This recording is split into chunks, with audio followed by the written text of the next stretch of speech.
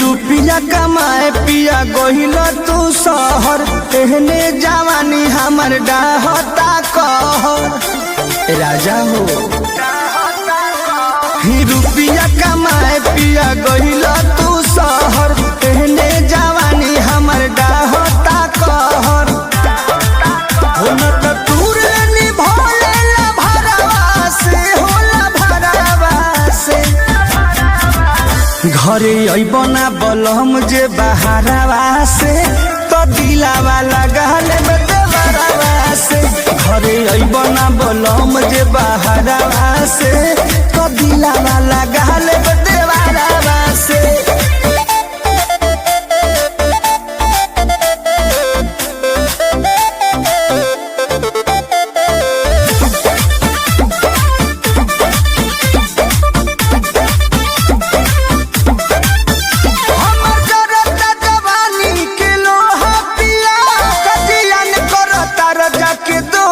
पिया दोहा पिया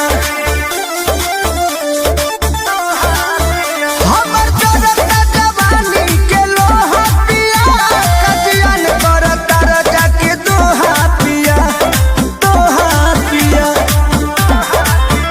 मन मारब ना हम तोरे डरावा से, डरावा से।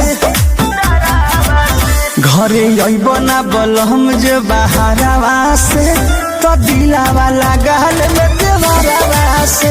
घरे अइबना बलम जे बहारवा से, तो दिलावा लगाल देवरवा से।